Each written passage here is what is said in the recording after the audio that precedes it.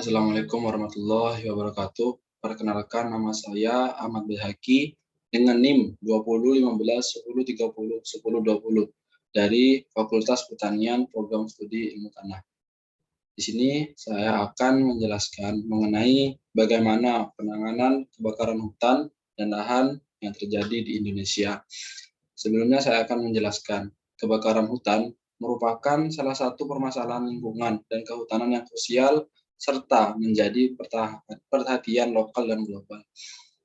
Kebakaran hutan dan lahan di tahun 2014 dan 2015 yang terbesar di beberapa provinsi seperti Sumatera Selatan, Riau, Jambi, Kalimantan Barat, dan Kalimantan Selatan telah menimbulkan berbagai permasalahan yang banyak.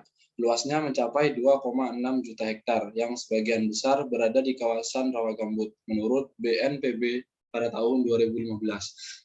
Efek dari karhutla adalah tebalnya kabut asap yang berdampak negatif pada berbagai aspek kehidupan masyarakat seperti gangguan akses transportasi, ancaman kesehatan, dan terhentinya kegiatan pertanian masyarakat. Selain itu, muncul tudingan dari negara lain, terutama pada negara Singapura dan Malaysia, yang menyebutkan Indonesia sebagai pengekspor asap.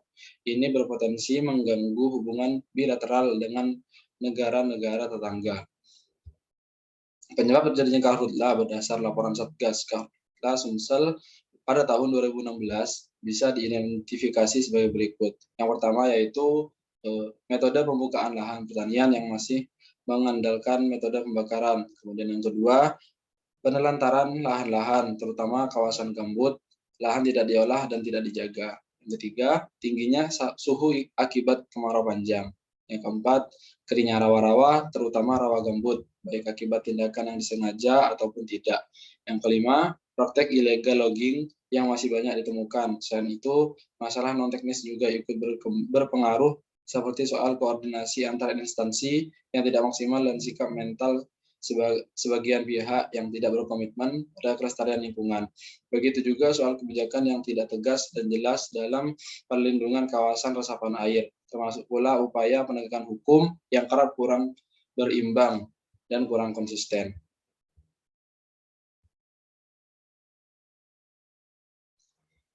Dalam kajian teoritis, penanggulangan bencana termasuk karhutla terdapat 3 situasi penting yang harus dipelajari, yaitu situasi pra-bencana, masa tanggap darurat, dan pasca bencana.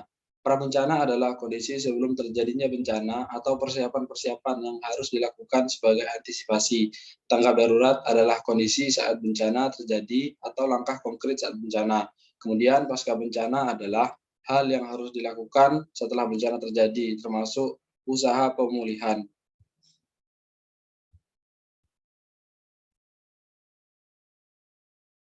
Kemudian bagaimana penanganan terhadap kebakaran hutan dan lahan yang terjadi di Indonesia ini?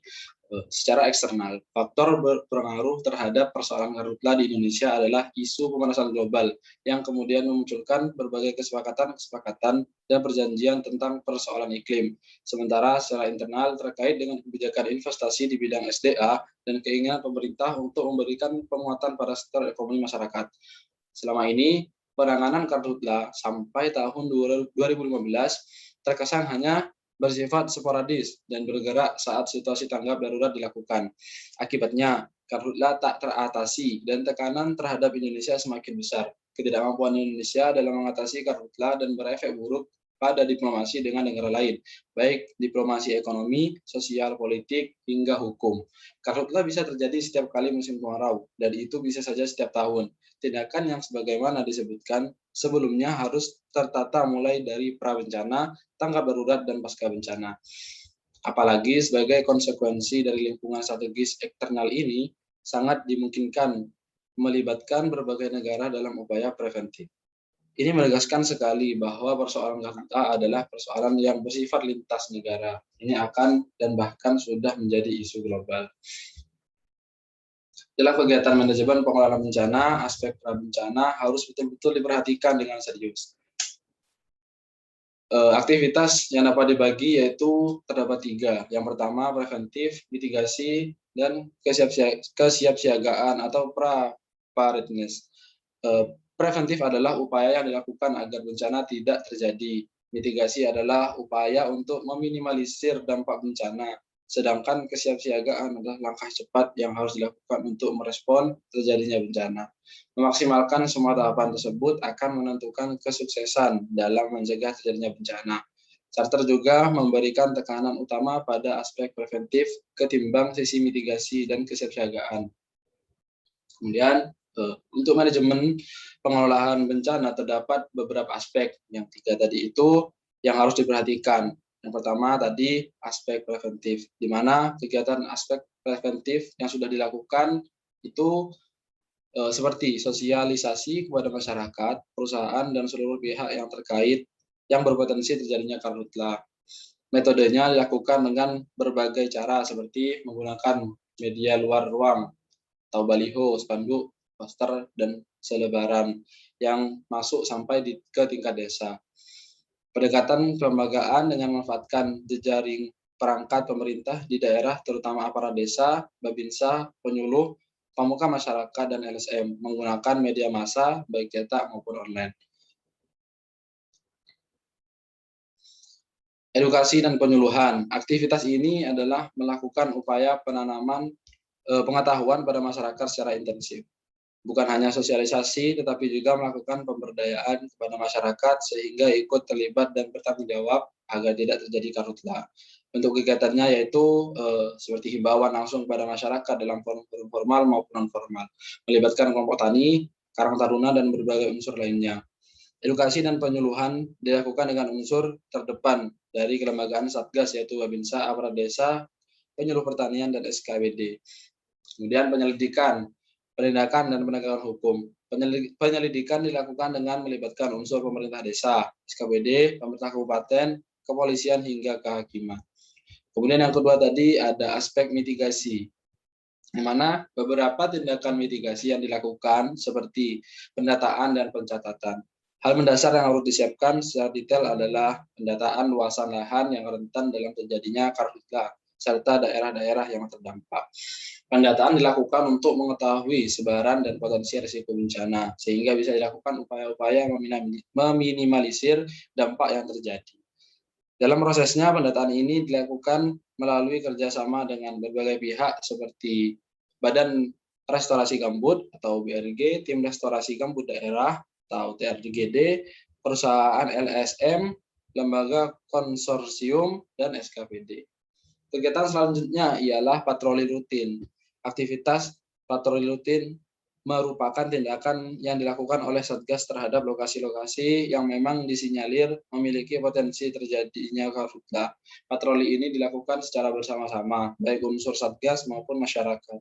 Patroli menjadi intens, dilakukan terutama pada saat musim kemarau sebagai langkah antisipasi luasan dampak jika terjadi karhutlah. Dalam pelaksanaan patroli, upaya dilakukan dengan sarana-prasarana yang ada, baik sepeda motor, mobil patroli, jalan kaki, drone, maupun helikopter.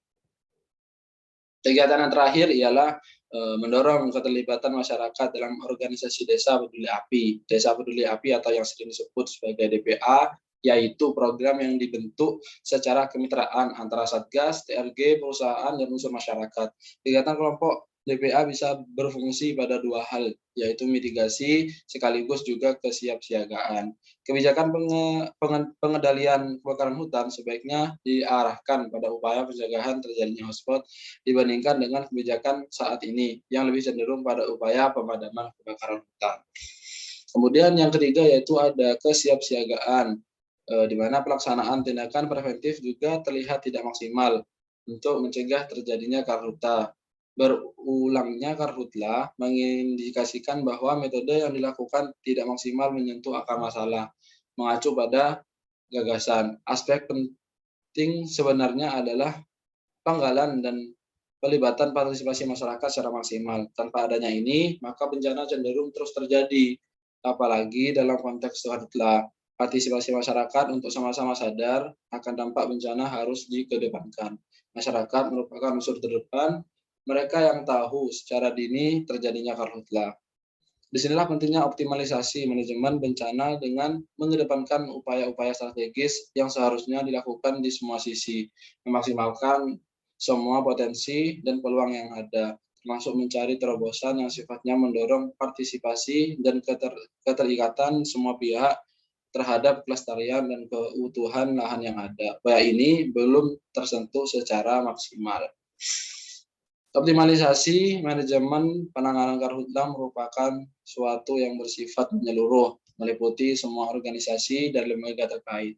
Koordinasi ini sangat memerlukan kesatuan tindakan, serta kemampuan leadership yang kuat. Kemampuan manajerial dan kemampuan leadership menjadi kunci penting. Kemampuan untuk menggerakkan anggota organisasi secara maksimal, mendorong munculnya inovasi-inovasi teknologi, menggerakkan partisipasi publik, serta leadership yang kuat adalah tumpuan penting dalam manajemen penanganan karhutla.